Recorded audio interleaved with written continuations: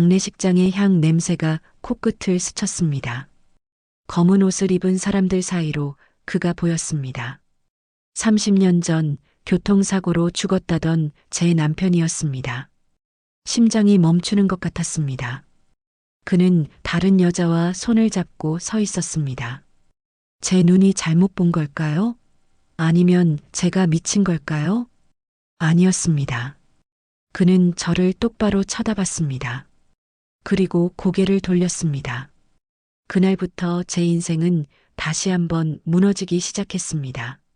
30년 동안 감춰진 진실, 그리고 제가 몰랐던 또 다른 삶이 있었습니다. 이건 단순한 배신의 이야기가 아닙니다. 제 인생 전체가 거짓이었다는 이야기입니다. 이 이야기에 공감하신다면 댓글로 숫자 1을 남겨주세요. 여러분의 작은 응원이 제게는 큰 힘이 됩니다. 구독과 좋아요는 제가 다음 이야기를 들려드리는 원동력이 됩니다. 그럼 이야기 시작하겠습니다.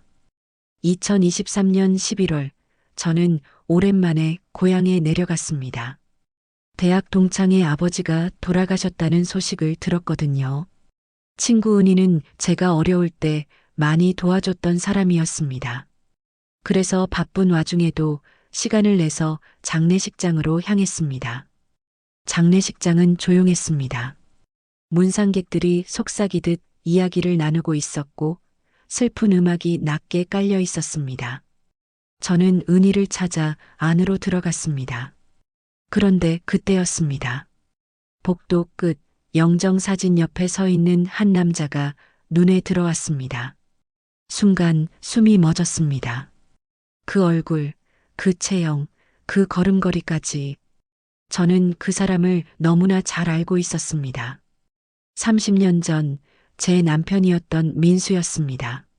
아니야. 말이 안 돼. 저는 눈을 비비고 다시 봤습니다. 하지만 그는 여전히 거기 서 있었습니다. 나이가 들어 머리는 희끗희끗했지만 그건 분명 민수였습니다. 손에는 국화꽃 한 송이를 들고 있었고 그 옆에는 한 여자가 서 있었습니다. 여자는 민수의 팔을 자연스럽게 잡고 있었습니다. 마치 오랜 부부처럼요. 저는 그 자리에 얼어붙었습니다. 제 다리는 떨렸고 심장은 귀가 먹먹할 정도로 빠르게 뛰었습니다. 이건 환각이야. 스트레스 때문에 이상한 걸 보는 거야. 하지만 그때 민수가 고개를 돌렸습니다. 그리고 저와 눈이 마주쳤습니다. 그의 눈이 커졌습니다. 놀란 표정이었습니다. 저도 놀랐지만 그 역시 놀란 거예요. 그는 잠시 저를 응시하더니 급히 고개를 돌려 그 여자와 함께 복도 밖으로 사라졌습니다. 저는 그 자리에 서서 아무 말도 할 수 없었습니다. 주변 사람들이 저를 지나쳤지만 저는 아무것도 보이지 않았습니다. 귀에는 아무 소리도 들리지 않았습니다. 머릿속에는 단 하나의 생각만이 맴돌았습니다. 민수가 살아있다. 30년 전 교통사고로 죽었다고 알려진 그 사람이 지금 제 앞에 나타난 겁니다. 그리고 다른 여자와 함께 30년 전으로 돌아가 보겠습니다. 1993년 9월, 저와 민수는 결혼한 지 3년째였습니다. 아들 준호는 이제 막 돌이 지났고 저희는 작은 아파트에서 행복하게 살고 있었습니다. 민수는 무역회사에 다녔습니다. 일은 힘들었지만 성실했고 가족을 위해 열심히 일했습니다. 저는 준호를 키우며 집에서 살림을 했습니다. 평범한 일상이었습니다. 하지만 행복했습니다. 그런데 그해 9월 15일 저는 민수에게서 전화 한 통을 받았습니다. 여보, 오늘 부산 출장 갔다가 늦게 들어갈 것 같아. 저녁은 먼저 먹어.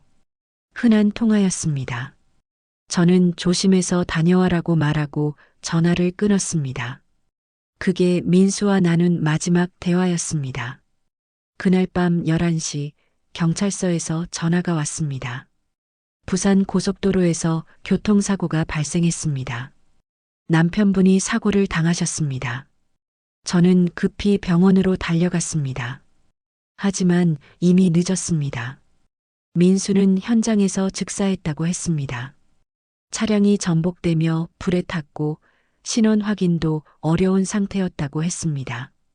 경찰은 민수의 지갑과 회사 신분증, 그리고 차량 번호를 근거로 신원을 확인했다고 했습니다. 저는 믿을 수 없었습니다. 어제까지 제 곁에 있던 사람이 갑자기 사라졌다는 게 믿기지 않았습니다. 장례식은 빠르게 치러졌습니다. 시신은 심하게 훼손돼서 화장을 했고 저는 작은 유골함을 받았습니다. 그게 민수의 마지막이었습니다. 저는 3년 동안 그를 그리워하며 울었습니다. 준호는 아빠를 기억하지 못했고 저는 혼자서 아이를 키워야 했습니다. 힘들었습니다. 너무 힘들었습니다. 하지만 저는 버텼습니다. 민수가 남긴 보험금과 약간의 저축으로 저는 준호를 키우며 작은 가게를 운영했습니다. 그렇게 30년이 흘렀습니다. 준호는 이제 33, 결혼해서 손주까지 낳았습니다. 저는 평범한 할머니가 됐습니다. 민수를 잊지는 못했지만 그래도 삶은 계속됐습니다. 그런데 오늘 장례식장에서 그를 봤습니다. 살아있는 민수를 봤습니다. 이게 대체 무슨 일인가요? 장례식장을 나와서도 저는 멍한 상태였습니다. 은희에게 문상을 하고 짧게 인사를 나눴지만 정신이 하나도 없었습니다. 은희는 제가 안색이 안 좋다며 걱정했지만 저는 괜찮다고 대답했습니다. 괜찮을 리가 없었습니다. 저는 장례식장 밖으로 나와 주차장을 살폈습니다. 민수가 어디로 갔는지 찾고 싶었습니다. 하지만 이미 그는 보이지 않았습니다. 내가 잘못 본 걸까? 아니었습니다. 그건 분명 민수였습니다. 저는 차에 올라타 한참을 그대로 앉아 있었습니다. 손은 떨렸고 호흡은 가빠졌습니다. 30년 동안 뭘 한 거야? 왜 살아있어? 왜 나한테 거짓말을 한 거야? 분노가 치밀어 올랐습니다. 저는 핸드폰을 꺼내 은희에게 전화를 걸었습니다. 은희야, 오늘 문상 온 사람들 중에 혹시 50대 후반 남자, 머리 희끗희끗한 사람 못 봤어? 응? 오늘 사람이 많아서 잘 기억은 안 나는데 왜? 아니야, 그냥 아는 사람 같아서. 저는 더 이상 말하지 못했습니다. 은희에게 이 이야기를 할 수도 없었습니다. 죽은 남편을 봤다고 말하면 미쳤다고 생각할 게 뻔했으니까요. 저는 전화를 끊고 다시 생각에 잠겼습니다. 어디서부터 시작해야 하지? 그때 떠오른 게 있었습니다. 30년 전 민수의 사고 당시 담당했던 경찰관 이름이 기억났습니다. 최 형사라는 사람이었습니다. 당시 40대였으니 지금은 70대가 넘었겠지만 혹시 아직 살아계시다면 뭔가 알 수 있을지도 모른다고 생각했습니다. 저는 다음 날 바로 부산경찰서로 향했습니다. 오래된 사건이라 자료를 찾기 어려울 거라고 했지만 저는 포기하지 않았습니다. 결국 한 경찰관이 도와줬습니다. 1993년 9월 15일 교통사고 사망 사건 맞으시죠? 네, 맞습니다. 자료가 거의 남아있지 않은데 잠시만요. 그는 한참을 컴퓨터를 뒤졌습니다. 그리고 몇 장의 종이를 출력해서 건넸습니다. 이게 당시 사고 보고서입니다. 신원 확인은 차량 번호와 지갑 속 신분증으로 했다고 기록돼 있네요. 저는 그 보고서를 읽었습니다. 차량 전복 후 화재 발생, 시신 신원 확인 곤란, 지문 채취 불가. 그 아래 작은 글씨로 이렇게 적혀 있었습니다. 유족 확인 및 동의하에 화장 처리. 저는 그때 깨달았습니다. 시신을 제대로 확인하지 못했다. 당시 저는 너무 슬프고 혼란스러워서 제대로 된 확인 절차도 거치지 못했습니다. 경찰이 민수라고 하니까 그냥 믿었던 겁니다. 하지만 만약 그게 민수가 아니었다면? 만약 민수가 일부러 죽음을 가장한 거라면? 그렇다면 모든 게 설명이 됩니다. 저는 그 자리에서 온몸에 소름이 돋았습니다. 저는 집으로 돌아와 30년 전 물건들을 뒤지기 시작했습니다. 창고에 보관해둔 낡은 상자들, 민수의 옷까지, 그리고 몇 장 남지 않은 사진들. 저는 그동안 이 상자들을 열어본 적이 없었습니다. 너무 아팠으니까요. 하지만 이제는 달랐습니다. 저는 진실을 알아야 했습니다. 상자 속에서 민수의 회사 명함, 수첩, 그리고 몇 장의 영수증이 나왔습니다. 수첩을 펼쳤습니다. 거기에는 민수의 필기체로 여러 메모가 적혀 있었습니다. 9월 10일 부산 출장, 거래처 미팅, 9월 12일 김 사장님 연락, 그리고 마지막 페이지에 이상한 메모가 하나 있었습니다. H 15일 약속, 새 출발, H라는 이니셜, 그리고 새 출발이라는 단어. 이게 대체 무슨 의미일까요? 저는 더 깊이 파고들었습니다. 영수증들을 살펴봤습니다.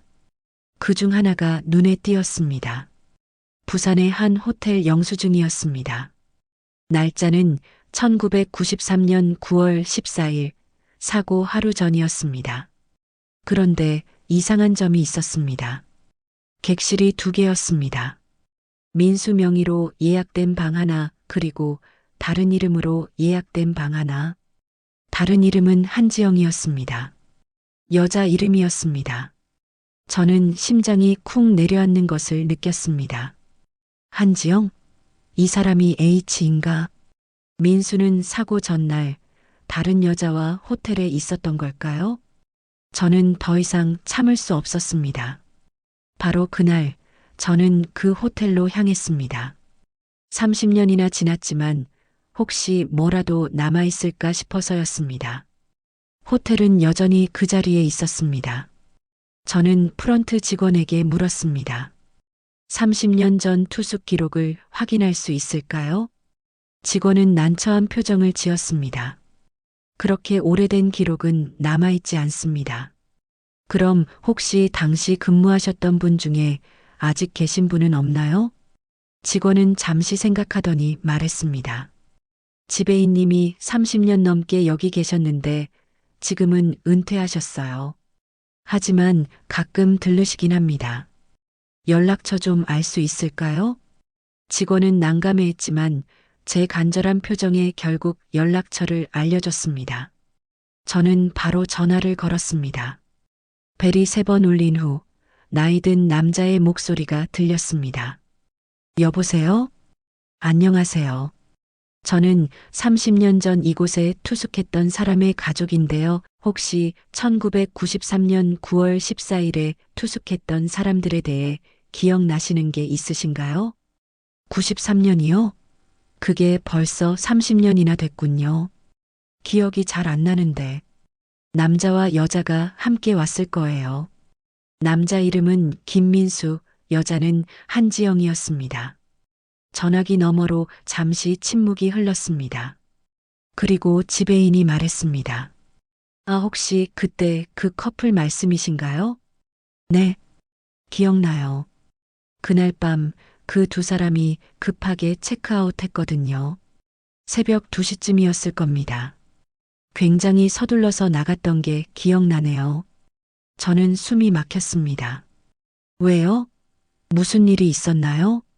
글쎄요, 정확히는 모르겠지만 남자분이 급한 전화를 받고 나서 여자분과 함께 급히 떠났어요. 그때 여자분이 울고 있었던 것 같기도 하고요. 그 순간 모든 퍼즐이 맞춰지기 시작했습니다. 저는 한지영이라는 이름을 검색하기 시작했습니다. 인터넷에서, 주민센터에서, 가능한 모든 곳에서 찾아봤습니다. 그리고 마침내 찾았습니다. 한지영, 1965년생, 부산 거주. 주소는 해운대 쪽 고급 아파트였습니다. 저는 며칠 동안 고민했습니다. 직접 찾아가야 할까? 하지만 결국 결심했습니다. 진실을 알아야 했습니다. 저는 그 아파트로 향했습니다. 도착해서 경비실에 물었습니다. 한지영 씨 댁이 어디인가요? 12동 1502호입니다. 방문 약속 있으세요? 네, 있습니다. 저는 거짓말을 하고 그 집으로 향했습니다. 엘리베이터를 타고 15층에 도착했습니다. 복도는 조용했고 저는 1502호 앞에 섰습니다. 초인종을 눌렀습니다. 잠시 후 문이 열렸습니다. 그리고 그녀가 나타났습니다.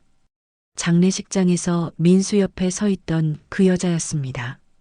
한지영은 저를 보자 얼굴이 하얗게 질렸습니다. 누구세요?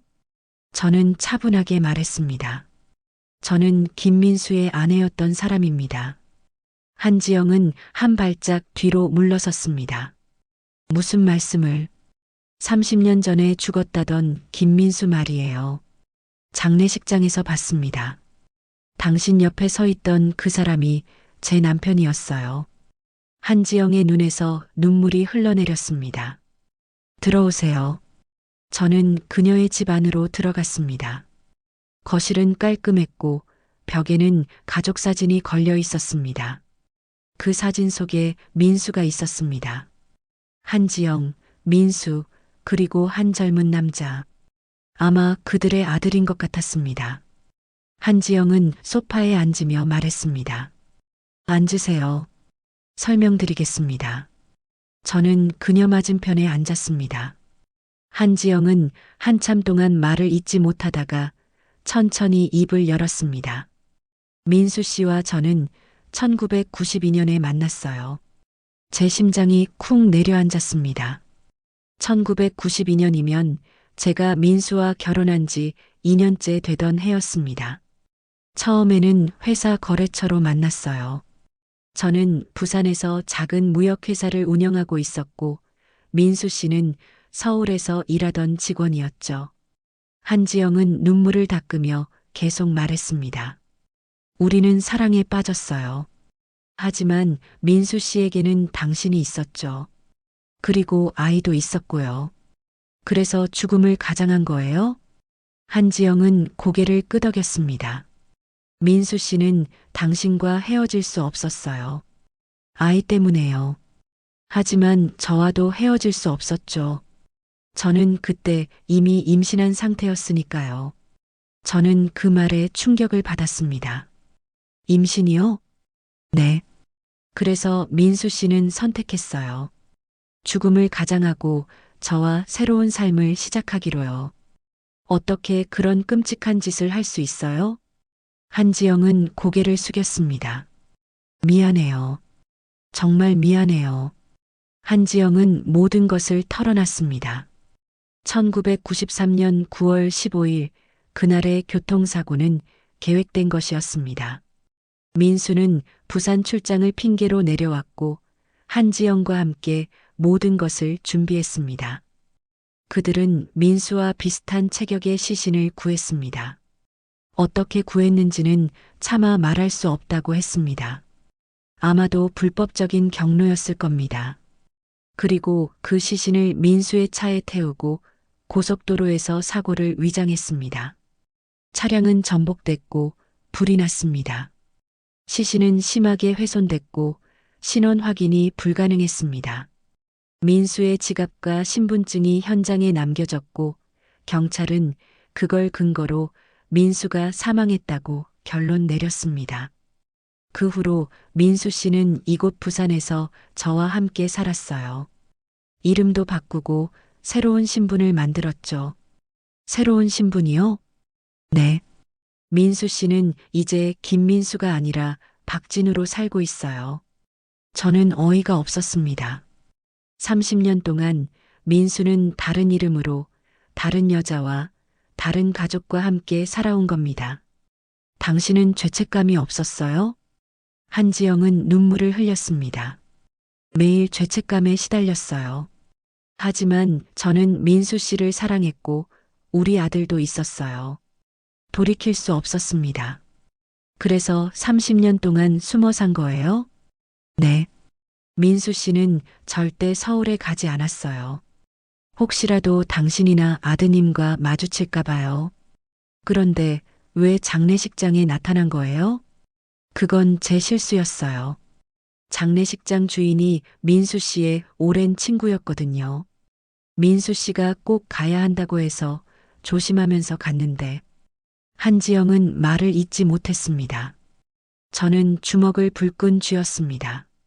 분노가 치밀어 올랐습니다. 제 인생을 돌려주세요. 한지영은 고개를 숙였습니다. 정말 미안해요.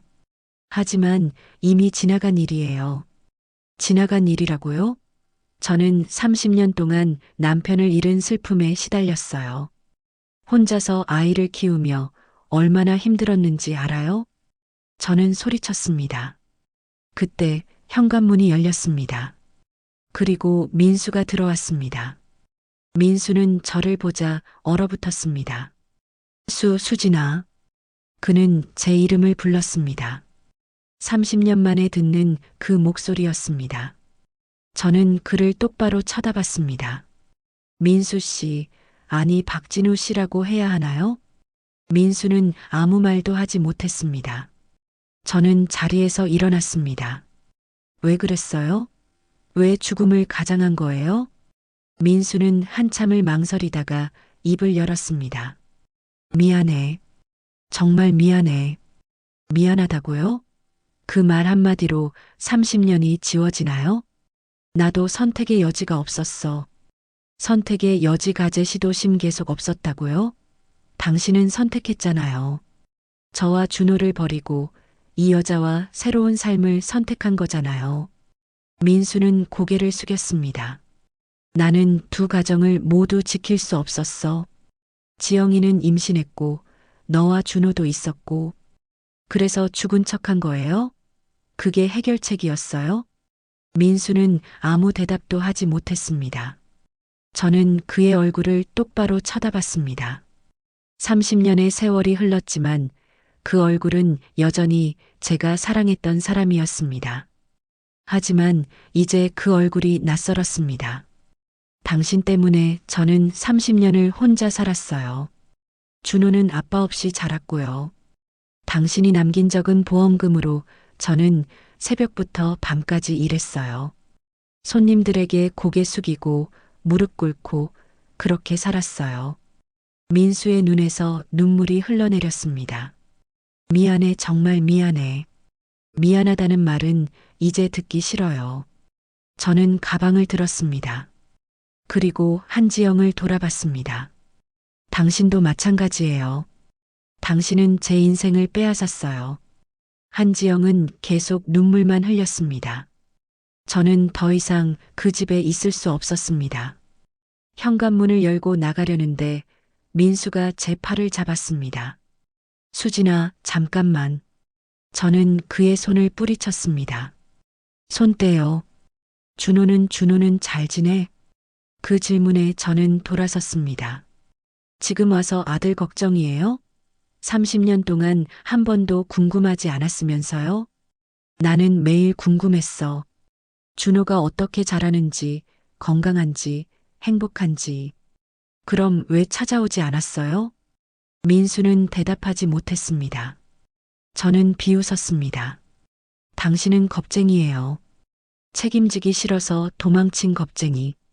저는 그 말을 남기고 집을 나왔습니다. 엘리베이터를 타고 내려가면서 저는 눈물을 참았습니다. 울고 싶지 않았습니다. 이미 30년 동안 충분히 울었으니까요. 밖으로 나오자 찬 바람이 얼굴을 스쳤습니다. 저는 한참을 그 자리에 서 있었습니다. 이제 어떻게 하지? 경찰에 신고해야 할까요? 민수가 사기를 쳤다고, 보험 사기를 쳤다고 신고해야 할까요? 하지만 그렇게 하면 어떻게 될까요? 민수는 감옥에 갈 테고 한지영도 공범으로 처벌받을 겁니다. 그리고 그들의 아들은 어떻게 될까요? 죄 없는 아이가 부모의 죄 때문에 평생 상처를 안고 살아야 할까요? 준호는 어떻게 될까요? 아빠가 살아있다는 사실을 알게 되면 준호는 어떤 감정을 느낄까요? 배신감? 분노? 아니면 그리움? 저는 혼란스러웠습니다. 그날 밤 저는 호텔에 혼자 묵었습니다. 잠은 오지 않았습니다. 창밖으로 부산 야경이 보였습니다. 반짝이는 불빛들 속에서 저는 30년 전을 떠올렸습니다. 민수와 처음 만났을 때, 결혼했을 때, 준호가 태어났을 때, 그 모든 순간이 행복했었습니다. 하지만 그 행복은 거짓 위에 세워진 것이었습니다. 민수는 이미 그때부터 다른 여자를 만나고 있었으니까요. 저는 바보였습니다. 아무것도 눈치채지 못한 채 행복한 척 살았던 바보. 다음 날 아침 저는 결정을 내렸습니다. 경찰에 신고하지 않기로 했습니다. 이유는 간단했습니다. 복수한다고 해서 제 30년이 돌아오는 건 아니니까요. 민수를 감옥에 보낸다고 해서 제가 겪은 고통이 사라지는 건 아니니까요. 오히려 더 많은 사람이 상처받을 뿐이었습니다. 준호도 그들의 아들도 모두가 상처받을 겁니다. 저는 민수의 집으로 다시 갔습니다. 마지막으로 할 말이 있었습니다. 초인종을 누르자 한지영이 문을 열었습니다. 들어오세요. 저는 들어가서 민수와 마주 앉았습니다. 민수는 밤새 잠을 못 잔 듯 얼굴이 초췌했습니다. 저는 차분하게 말했습니다. 경찰에 신고하지 않을 거예요. 민수와 한지영의 눈이 커졌습니다. 하지만 조건이 있어요. 뭐든지 할게. 민수가 급히 말했습니다. 준호에게는 절대 나타나지 마세요. 준호는 아빠가 30년 전에 돌아가셨다고 알고 있어요. 그 기억을 지켜주세요. 민수는 고개를 끄덕였습니다. 그리고 두 번째, 저는 한지영을 봤습니다.